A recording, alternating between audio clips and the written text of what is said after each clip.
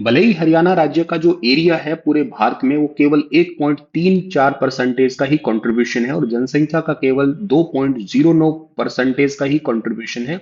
Still Haryana का India में GDP का कंट्रीब्यूशन बहुत अच्छा है। 3.7% हम पूरे इंडिया के जीडीपी का कंट्रीब्यूशन दे रहे हैं।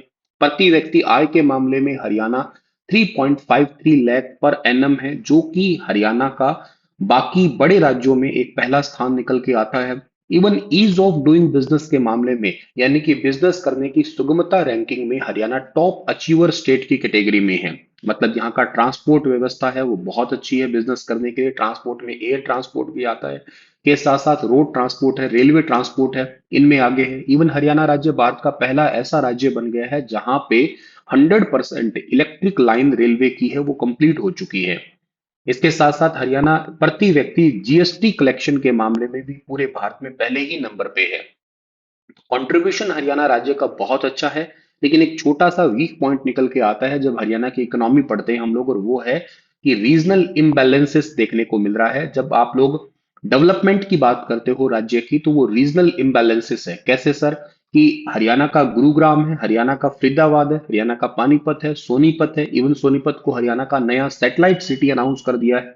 सैटेलाइट सिटी का मतलब ये है कि जो बड़े शहर है जैसे फरीदाबाद और गुरुग्राम है, इनके ऊपर बाहर ज्यादा हो चुका है ट्रैफिक का। लोग ज्यादा जाते हैं, तो इसकी वजह से वहां के लोकल लोग और के साथ साथ बाहर से आने वाले लोगों का ट्रैफिक की वजह से वहां पे सब सिस्टम स्टक ही रहता है। तो जो सुविधाएं गुरुग्राम फरीदाबाद में मिल रही है या दिल्ली एनसीआर में मिल रही है, वो सेम सुविधाएं अब सोनीपत में भी आने वाले समय में मिलने लगेगी। तो इसका बड़ा बेनिफिट ये होगा कि वहां का जो ट्रैफिक स्टक हो रहा है वो अब नहीं हो पाएगा। मतलब कि लोग जो है वो जो काम उनको गुरुग्राम और फरीदाबाद में दिल्ली एनसीआर में करना था, तो सोनीपत में भी उनको वो काम हो जाएगा। सोनीपत के लोगों के लिए और बाहर के आजू बाजू के लोगों के लिए भी बेनिफिट होगा। लेकिन प्रॉब्लम है नुहू के बारे में। What about नुहू? नुहू के बारे में कोई ज्यादा सोचा नहीं जा रहा है।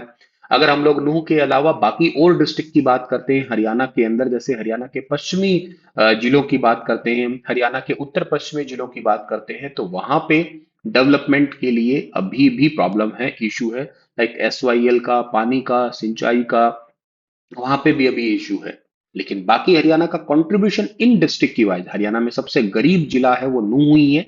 लेकिन अमीर की बात करते हैं तो वो गुरुग्राम डिस्ट्रिक्ट आता है। शुक्रिया। आपको क्या लगता है कि हरियाणा में कहाँ पे इन फ्यूचर के लिए डेवलपमेंट होना ज्यादा जरूरी है, या किस पर्टिकुलर डिस्ट्रिक्ट में डेवलपमेंट हो रहा है, या क्या ये कागजों में डेवलपमेंट है या रियलिटी में भी कहीं है क्या? आपके विचार भी आप रख सकते हैं। नेक विचार। शुक्रिया। राधे राधे। चैनल को सब्सक्राइब जरूर करना।